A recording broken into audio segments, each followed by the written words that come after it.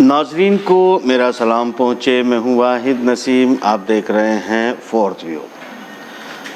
कई हफ्ते से आपके बहुत सारे सवालात मुझ पर उधार हैं। मैं कोशिश करूँगा कि आज उन तमाम सवालों के आपको जवाब दे सकूं। और जो मौजूदा हालात में इस वक्त चल रहा है दुनिया में, मेरे ख़्याल से बहुत संजीदगी भरी पोजीशन है। हम उस पर तमाम जो जितनी भी बातें हैं उस पर गुफ्तगू करेंगे। मेरे साथ थोड़ी देर में बाकर साहब मेरे बिल्कुल नज़दीक बैठे हैं। वो अपने इस वक्त कश्मीर में बिज़ी हैं पूरी तरह से, और तब तक मैं आपको कुछ सूरत हाल बताता हूं, तो तब तक बाकर साहब को भी ज्वाइन कराएंगे। जो सवालात आपके हैं उनका जवाब देने की कोशिश करेंगे। मौजू हमारा रहेगा निश्चित रूप से अफ़गानिस्तान इस वक्त दुनिया में एक सेंटर पॉइंट बना हुआ है, और बहुत ही संजीदगी भरे जो हालात हैं वो पैदा हो गए हैं। चूँकि जो बाइडन ने ये ऐलान किया है, बल्कि ख़बर को एक अलग तरीके से शाये किया जा रहा है कि जो बाइडन ने कहा है कि हम अफ़गानिस्तान खाली कर देंगे, मगर ये अधूरा सच है, आधा सच है। दरअसल वो ये कह रहे हैं कि हम खाली नहीं करेंगे, यानी कि 1 मई को उन्हें अफ़गानिस्तान छोड़ना था अगर हम दोहा समझौते की बात करें, मगर उन्होंने ये कहा है कि हम 11 सितंबर को खाली करेंगे। अब मैं आपको बताता हूँ कि ये कनाडा के जो एक राजदूत हैं जिनका गहरा ताल्लुक़ रहा है मशरिक़ वस्ता से भी और बर सग़ीर से भी, पूरी तरह से उनका एक ताल्लुक़ है। उन्होंने एक अपना आर्टिकल लिखा जिसमें वो ये कोशिश कर रहे हैं समझाने की कि अमेरिका अब अफ़गानिस्तान छोड़ देगा। मगर क्या ये सच है? नहीं, ये अधूरा सच है। दरअसल जो दूसरे एक्सपर्ट हैं उनका क्या मानना है, खुद तालिबान का इस पर क्या मानना है, उनका बिल्कुल स्पष्ट मानना ये है कि अगर मैं तमाम विश्लेषण का निचोड़ आपको बताने की कोशिश कर रहा हूँ, यहाँ उन सब का मानना ये है कि अफ़गानिस्तान को अगर अमेरिका इस वक्त छोड़ देता है, खाली कर देता है, तो ये जगह रशिया के लिए दोबारा, इसमें चाइना का नाम वो लोग इंक्लूड नहीं कर रहे हैं, रशिया दोबारा अपने इस्टेब्लिशमेंट को यहाँ पर कर लेगा, और इस पूरे इलाके में फिर अमेरिका के लिए कोई जगह नहीं बचेगी। यहाँ जो अमेरिकी पेंटागन से जो एक्सपर्ट हैं उनकी अपनी राय है, और यहाँ जो लोग अमूमन जो एक्टिविटी में शामिल रहे हैं, अमेरिका थिंक टैंक, अमेरिका के जो आर्मी हैं, उनके एक्सपर्ट्स हैं, उनकी एजेंसीज़ हैं, वो तमाम ये मान रही हैं कि अगर इस वक्त हमने अफ़गानिस्तान को खाली कर दिया तो फिर ये एक लंबे वक्त के लिए इस इलाके से अमेरिका को हाथ धोने पड़ेंगे और वो दोबारा लौटकर शायद इस जगह पर ना आ सके। अलबत्ता मैं ये समझता हूँ कि ये भी अधूरा सच है, ये भी पूरी बात नहीं है। इससे थोड़ा और आगे चलते हैं। देखिए, अगर हम थोड़ा और आगे जाते हैं तो हम देखते हैं कि इस वक्त साउथ चाइना सी में ताइवान को लेकर जो सूरत हाल पैदा हुई है वो बिल्कुल हालत जंगी सी है, क्योंकि यहाँ पर एक बार ताइवान को पूरी तरह से घेर कर BLA ने, उनके फाइटर विमान ने उसके ताइवान की हवा में घुसकर ये साबित किया है कि एक तरह से उनका कहना ये है, उन्हीं की अपनी न्यूज़ एजेंसी का, कि हमने ये दिखाया है कि युद्ध के हालात कैसे हो सकते हैं, यानी ताइवान को क्या क्या भुगतना पड़ सकता है। मगर इससे भी आप इनकार नहीं कर सकते कि यहाँ पर जो सूरत हाल इस वक्त बनी हुई है वो क्या है। वो सूरत हाल ये है कि अमेरिका बेड़े मौजूद हैं यहाँ पर उकसावे के लिए और पहुँच रहे हैं। चाइना ने भी अपने बेड़ों को पूरी तरह तैनात करके एक तरह से घेराबंदी डाल दी है। इसमें जो मेजर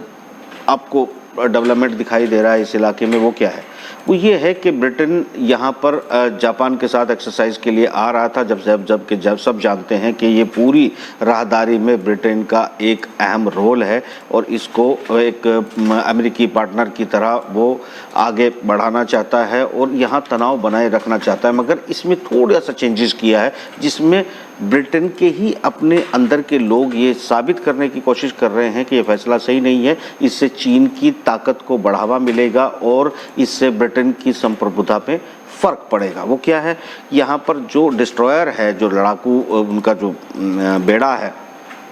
ब्रिटेन का, वो जापान ताइवान वाला जो कॉरिडोर है जो उसको इस्तेमाल न करके दूसरे रास्ते से जापान पहुंचेगा, इसका मतलब ये होता है कि यहाँ पर BLA की मौजूदगी, यहाँ पर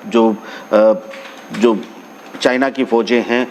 उनसे थोड़ा सा रास्ता बचाते हुए और उसका वायलेशन ना करते हुए जो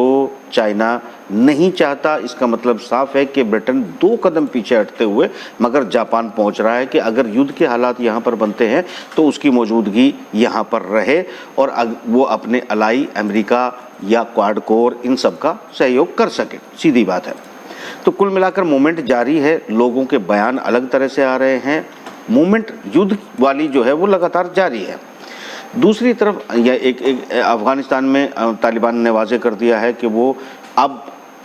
न किसी डिबेट में शामिल होंगे, न किसी बहस में शामिल होंगे, ना वो किसी मुज़ाकरात में जो है हिस्सेदारी लेंगे। 1 मई के बाद उनका ये चैप्टर दोहा समझौता क्लोज हो जाता है और नया क्या होगा वो इस पर खुद फैसला करेंगे। अलबत्ता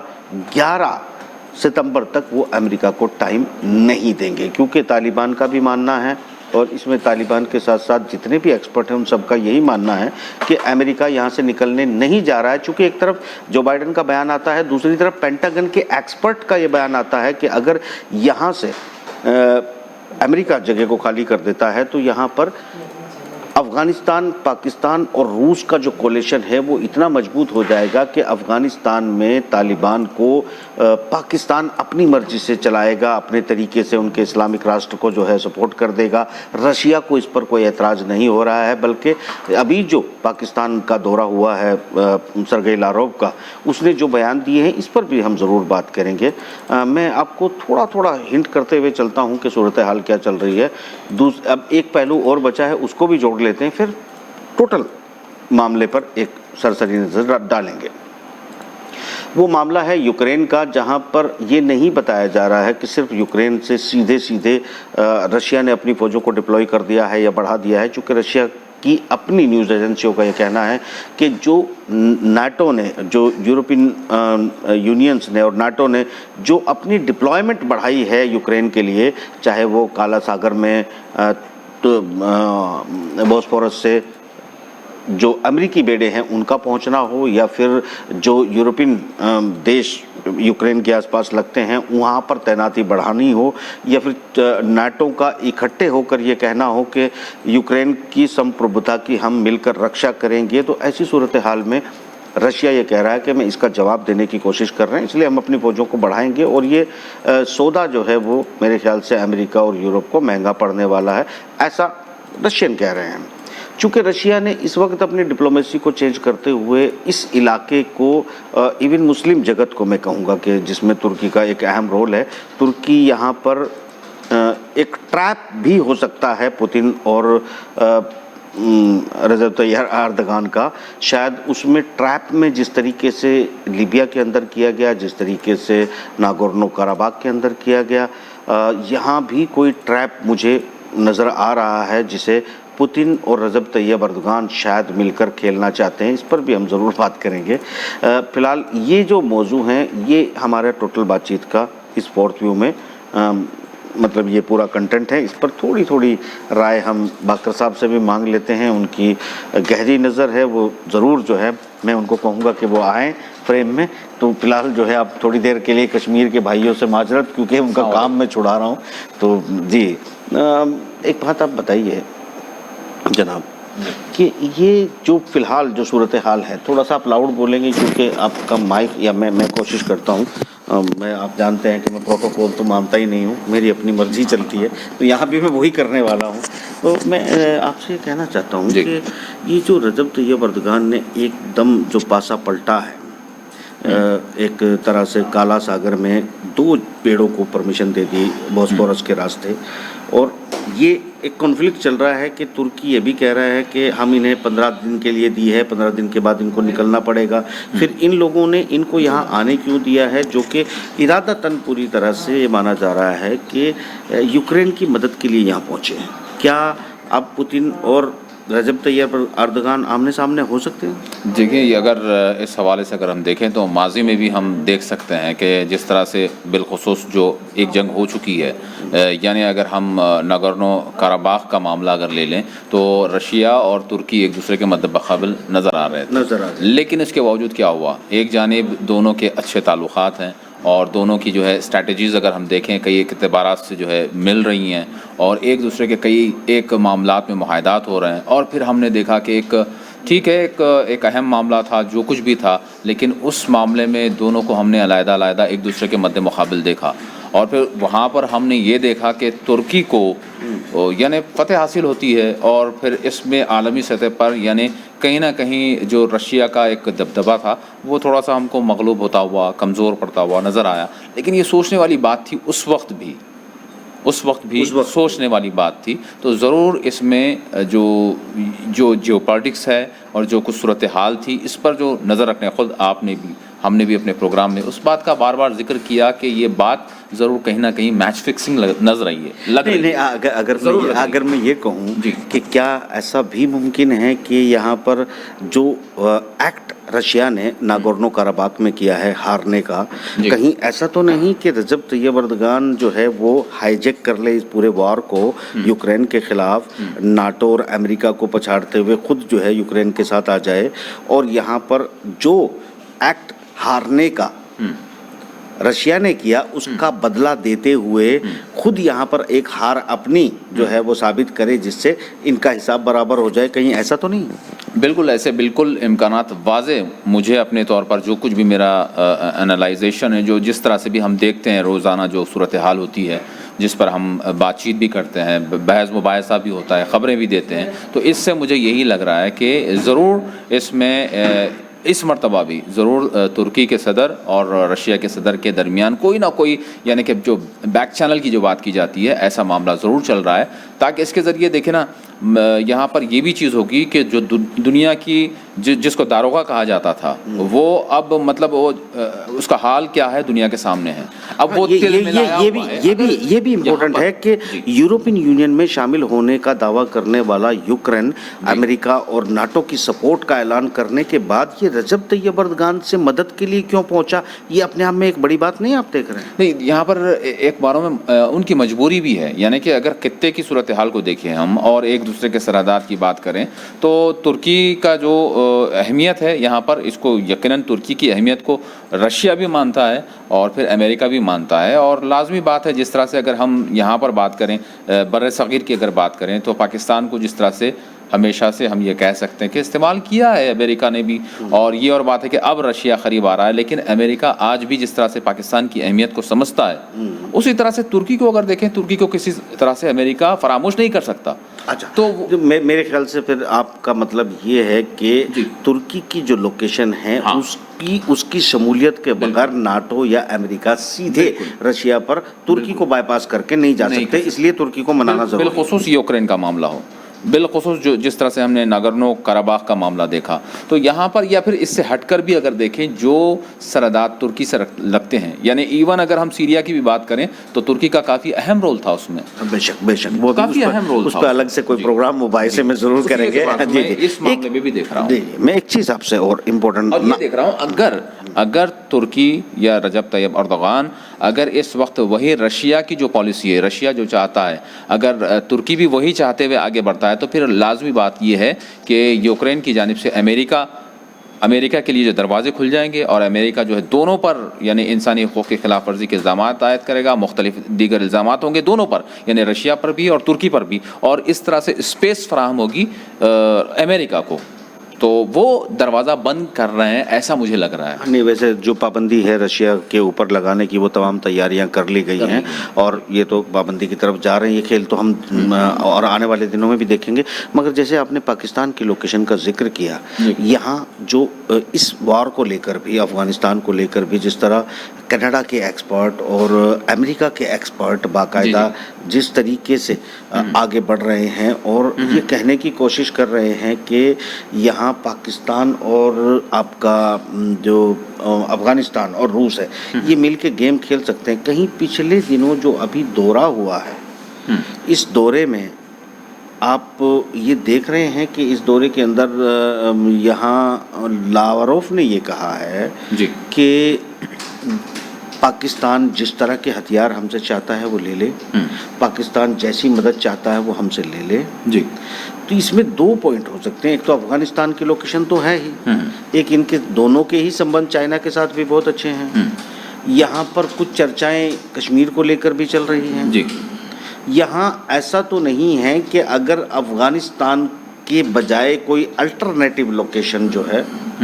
وہ چاہتا ہو امریکہ، اس لیے پاکستان کی سرحدیں بھارت سے بھی ملتی ہیں، کشمیر سے بھی ملتی ہیں، چائنا سے بھی ملتی ہیں، اور ایسی کسی لوکیشن کو فائنڈ آؤٹ کرنے سے باز رکھنے کے لیے رشیا نے بھارت جیسے اپنے پرانے دوست کو داؤں پہ لگا کے پاکستان کے ساتھ پورا ساتھ دینے کا من بنا لیا ہے. کیا اس میں کیا لگتا ہے آپ کو؟ بالکل واضح بات ہے، یہ بالکل اسی طرح سے لگ رہا ہے. سرگئی لاروف جو بھارت کا بھی انہوں نے دورہ کیا، اس کے بعد پاکستان کا بھی دورہ کیا، تو دیکھیں یہاں پر ہم کو سوچنے والی بات یہ ہے کہ جس طرح سے اگر آج ہم امریکہ کے کوئی اسٹیٹ سیکریٹری اگر آ جاتے ہیں تو پھر کس طرح سے ہمارے پاس استقبال ہوتا ہے، کس طرح سے میڈیا جو اس کو کور کرتا ہے، کس طرح سے سرکاری طور پر اس کا ہم مکمل کوریج کرتے ہیں، اس کو اہمیت دیتے ہیں. کیا سرگئی لاروف جب آئے، بھارت کا ایک پرانا دوست یعنی رشیا کی اگر ہم بات کریں، تو کیا آپ نے وہ جوش و خروش بھارت میں دیکھا؟ نہیں، مگر اس میں ایک ڈیولپمنٹ آپ کو میں ضرور کہنا چاہوں گا. ایک ڈیولپمنٹ ہوا ہے صاحب. جی وہ ڈیولپمنٹ یہ ہوا ہے کہ رشیا کی طرف سے ایک اعلان کیا گیا ہے کہ جو ٹائم 2021 تک کا جو دیا گیا تھا اسی میں بھارت کو رشیا S-400 ڈیلیور کرنا چاہتا ہے. مگر اس میں ایک چھوٹا سا پیچ بھی ہے جی کہ ایک تو یہ کہ ہمارا پیسہ رشیا کے پاس گیا ہوا ہے اور ہم کو S-400 چاہیے بھی. جی دوسری بات یہ بھی ہے کہ S-400 اگر وہ ہم کو دینے کے لیے ایک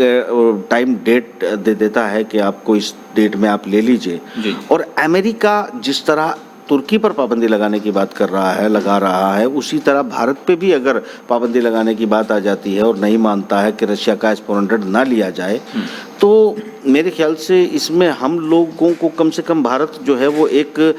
بیچ میں پھنس سکتا ہے. اس میں کہیں ایسا تو نہیں کہ روس جان بوجھ کے پھنسانے کی کوشش کر رہا ہو کہ ٹائم لیمٹ وہ کہہ دیتے ہیں کہ آپ اس ٹائم ڈیوریشن میں آپ ڈیلیوری لے لیجئے، اور ہم امریکہ سے جب تک کوئی ڈیل نہ ہو جائے وہ ڈیلیوری لے نہ پائیں. تو ایسی صورت تو نہیں بن رہی ہے کہ کہیں رشیا خود ہی ہمیں پھنسانے کے چکر میں لگ گیا ہو؟ دیکھیے، رشیا بھی ایک دنیا کی بڑی طاقت ہے، اور امریکہ ٹھیک ہے، اس کا جو بھی ماضی رہا ہے یا پھر آج جس صورتحال سے وہ جوجھ رہا ہے تو یہ اپنے مقام پر ہے، لیکن وہ اپنی ڈپلومیسی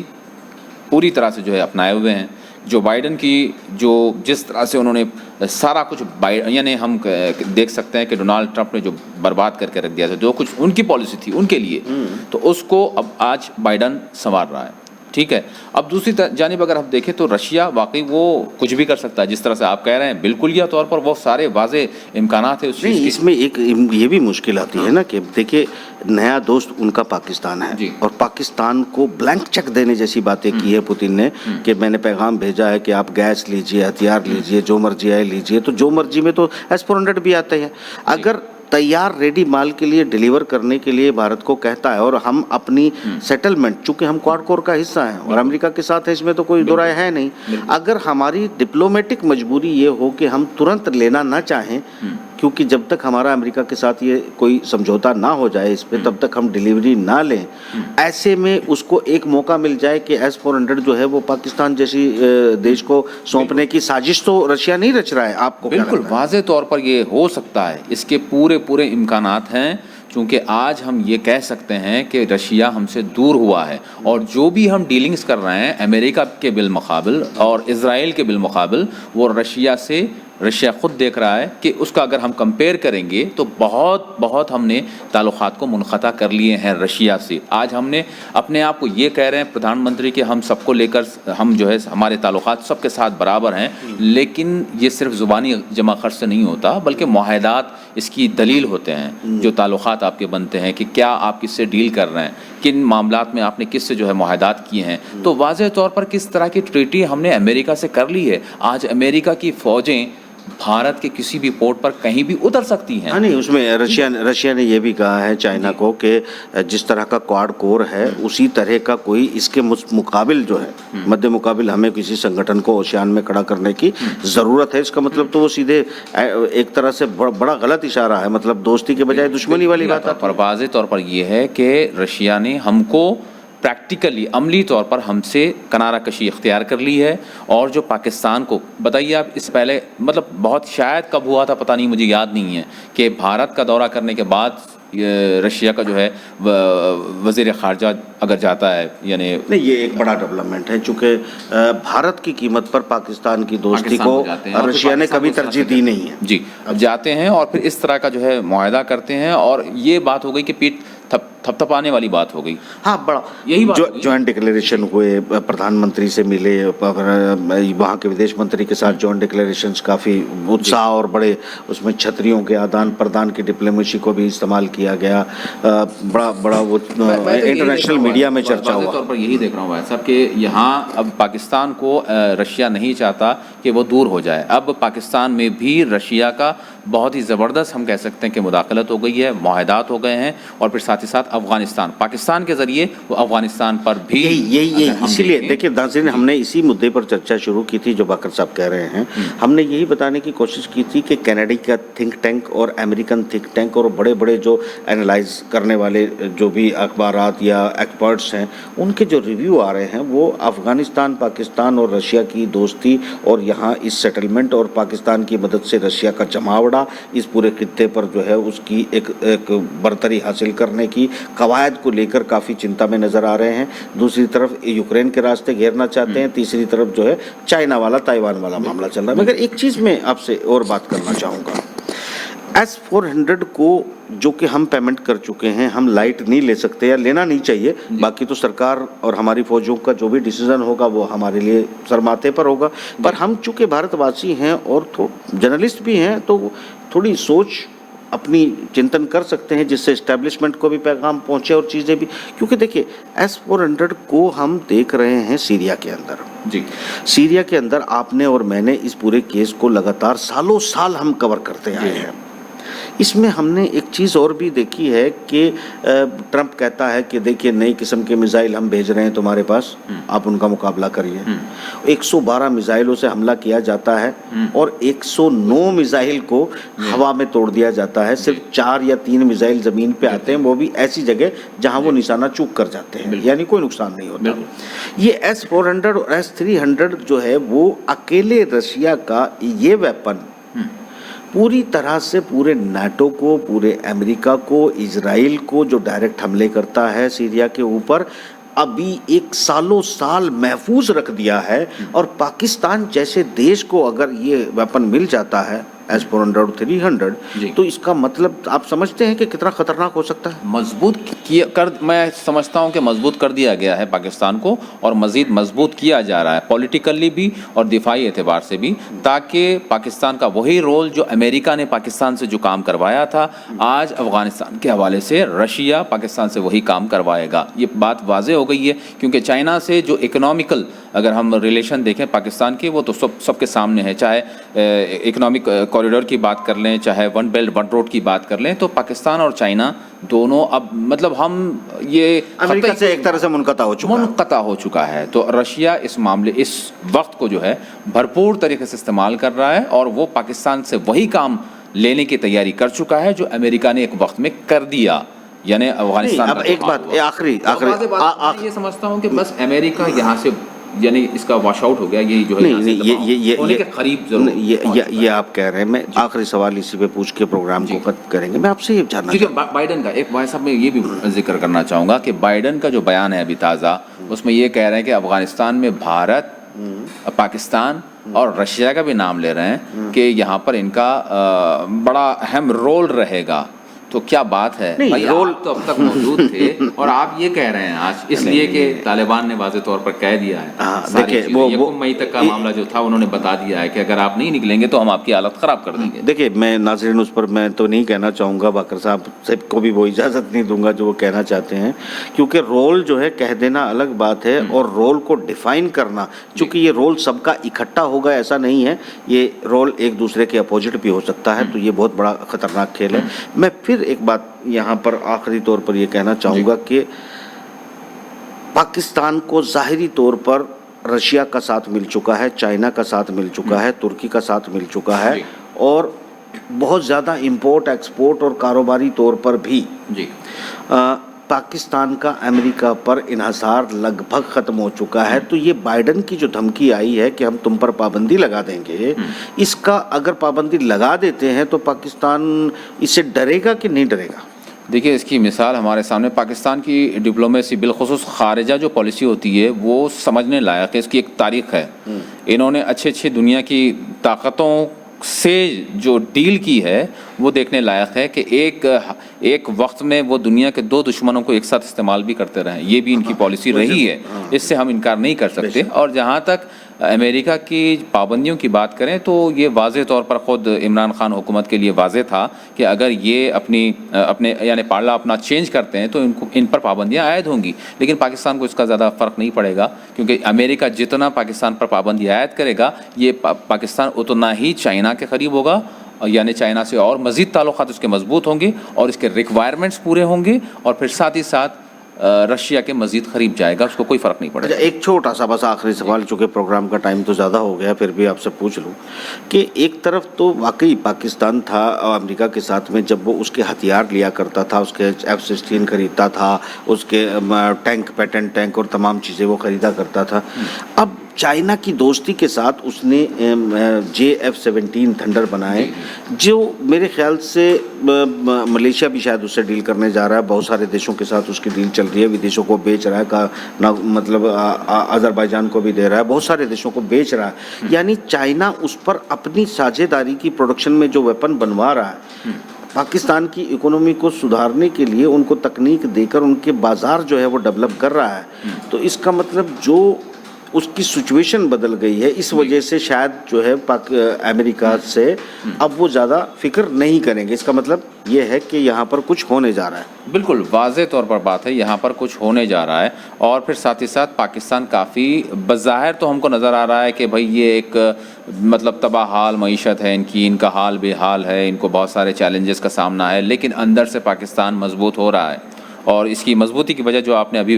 بیان کی وہ یہ ہے کہ چائنا کا مکمل سپورٹ اس کو مل رہا ہے. جو چیزیں شروع ہو چکی ہیں وہ اب آگے بڑھنے جا رہی ہیں، ڈالر کے ریٹ بھی بہت گر گئے، بڑھنے جا رہی ہیں. وہ صرف اس ریجن میں یعنی سب کانٹیننٹ پہ رہنے والی نہیں ہے، بلکہ وہ یورپ تک پہنچنے کے لیے انتظار کر رہی ہیں. 16 سے 18 روپے تک جو ہے ڈالر نیچے آیا ہے ان کے. بالکل. بہت بہت شکریہ باقر صاحب، آپ نے وقت دیا، آپ کا ٹائم روکا. کشمیر کے بھائیوں سے معذرت، میں نے آپ کے پروگرام میں بیچ میں جو ہے باقر صاحب سے ٹائم لیا. اب دوستوں میں آپ سے جو ہے فائنلی کنکلوژن پر بات کرنا چاہتا ہوں. دیکھیے، کرونا، کرونولوجی اور ان سب پر ہم ضرور باتیں کریں گے، مگر فی الحال میں موجودہ حالات آپ کو یہی سمجھانا چاہتا تھا کہ آنے والا وقت شاید دھیرے دھیرے یہ یدھ کل ہو جائے گا، ایسا بالکل بھی نہیں ہے، اور یدھ بہت لمبا کھینچے گا ایسا بھی نہیں ہے، چونکہ خیمے شفٹ ہو رہے ہیں، لوکیشن فائنڈنگ چل رہی ہے، کس کو کہاں لوکیشن ملتی ہے اور کس لوکیشن پر کون اپنے آپ کو سیٹل کرنا چاہے گا، کہاں سے کس کو اچھی مارک چھمتا ملتی ہے، یہ چیزیں بڑھتی جا رہی ہیں. مجھے لگتا ہے کہ سبھی دیشوں کے اپنے اپنے اسٹیبلشمنٹ کو اپنی اپنی چیزوں کا خیال رکھنا چاہیے، اور کم سے کم بھارت سے بھی ریکویسٹ کروں گا کہ ہمارے لیے دیش سروپری ہے اور ہماری اپنی سمپربھوتا سرکشا زیادہ ضروری ہے، بجائے اس کے کہ ہم صرف سینٹیمنٹ کے بیس پر جو ہے کوئی گیم کھیلیں. تو فی الحال اس پروگرام میں اتنا ہی، انشاءاللہ پھر ملاقات ہوگی. فی الحال اجازت دیجیے، خدا حافظ.